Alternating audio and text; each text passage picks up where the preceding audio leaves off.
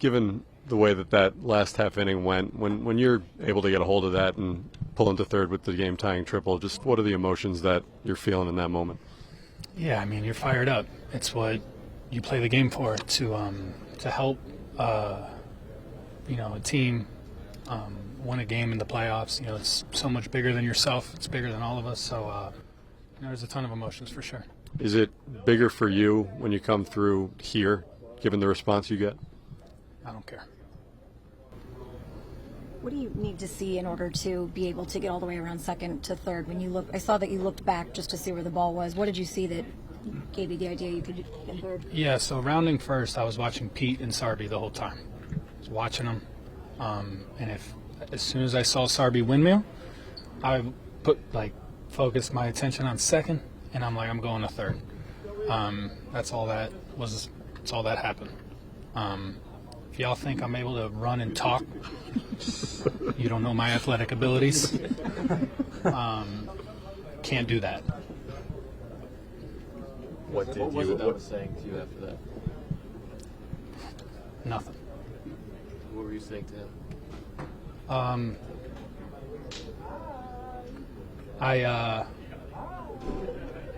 I don't really want to speak on it. I just want to focus on the game tomorrow. How are you feeling physically? I feel good.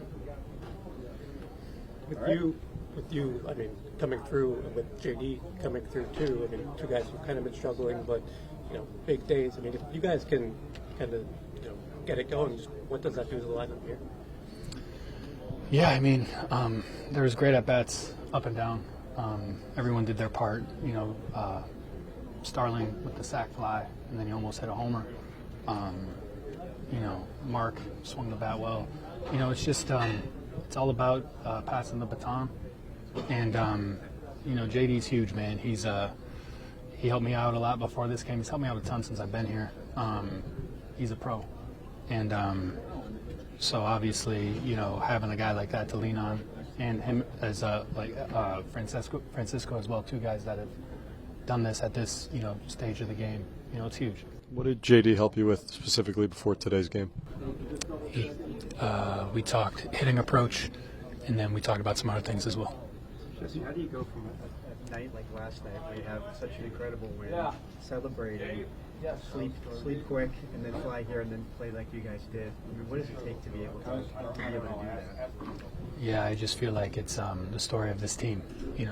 Coming here at the deadline, I heard pretty much the full story about how the start and everything, and there's been a bunch of things thrown at this team, and just responding. It's go time. You're in the playoffs. There's no time to really think about the doubleheader. We did our job there, and then we popped champagne, and then we got on the plane. I was like, all right, here we go. Jesse, speaking of responding, when you guys come back immediately following the Brewers taking the lead twice, what does that do for a team and the momentum of a game to just not let the opposition really gain any?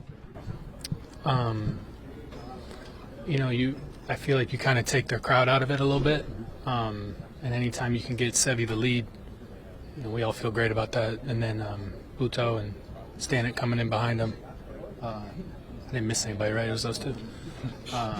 Those two coming in behind him, did their thing. It was so much fun to watch. You guys have been able to build a lot of 5- and 6-run innings lately. What allows you to kind of snowball an inning on a team like that?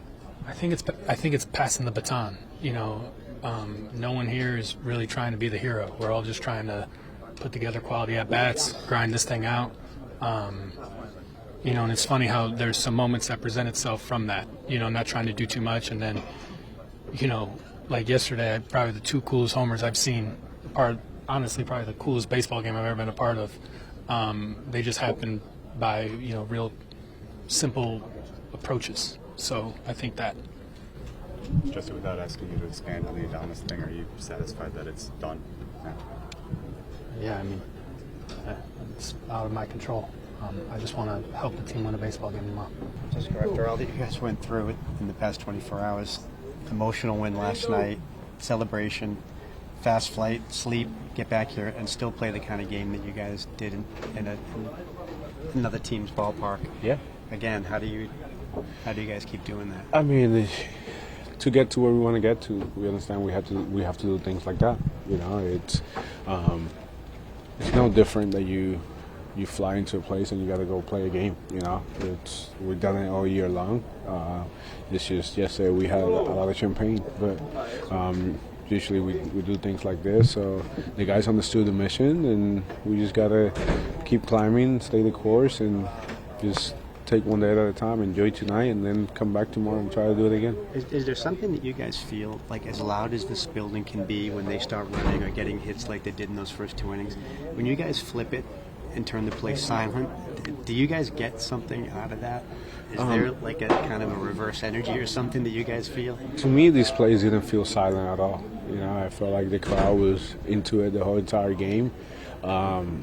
And it was good. You know, I think that's great for the game. The Milwaukee fans, they show up. You know, they're loud, and we have some Met fans here that were very loud as well. So it was a good crowd. It was obviously the momentum changed a little bit once we took the lead, but to me, the atmosphere didn't feel quiet, didn't feel silent at all. So it was pretty good. It was fun. Is it almost easier for you guys right now to sort of manage your energy, given that you've just come from a really busy weekend and you're just kind of like rolling with the grind? Easier? Not really. You know, we all have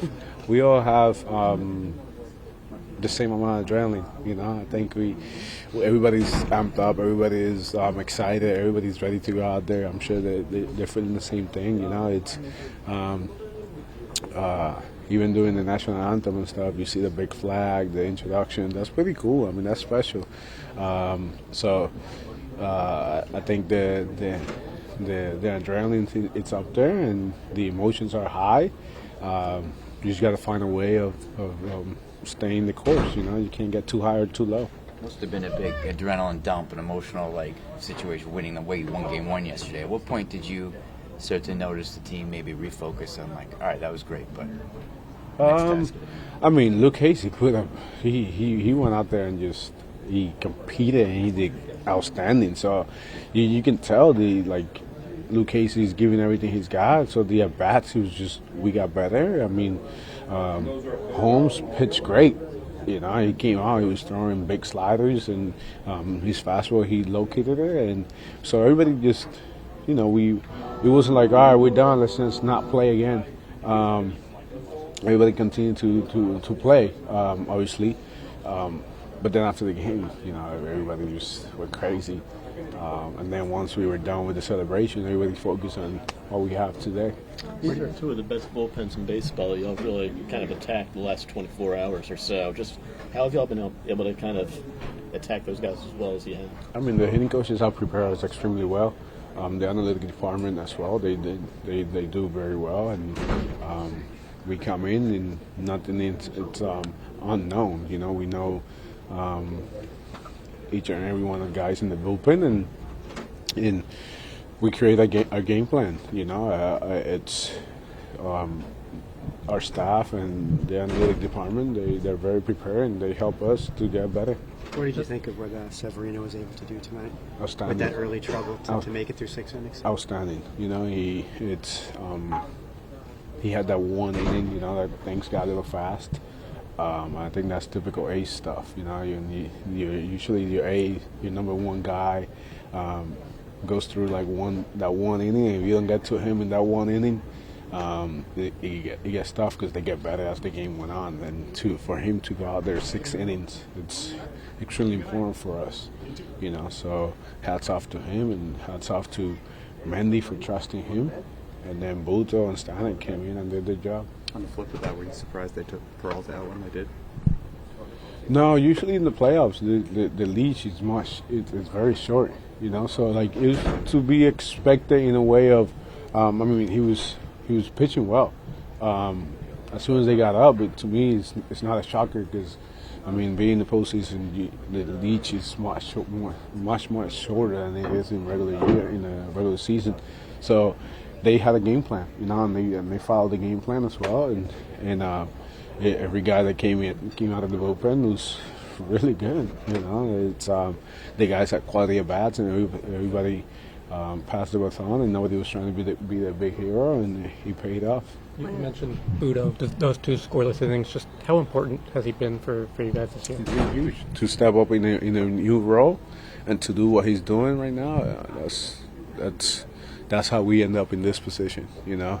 Guys that got to understand their roles, and even if you go into a new role, they go out there and they give everything they got, and that's the one thing that Stern and Mendy has asked us from the beginning, to understand your role and give everything you got. And Budo has been outstanding this year for us. Iglesias running out that ground ball and sliding head first into first. What does that tell you about? Seems like he's done that every game. He does something like that. He's a special player. He competes, and his last 3 at-bats every game, or his last 2 at-bats every game, are very high quality at-bats, and he has helped us to be in this position for sure.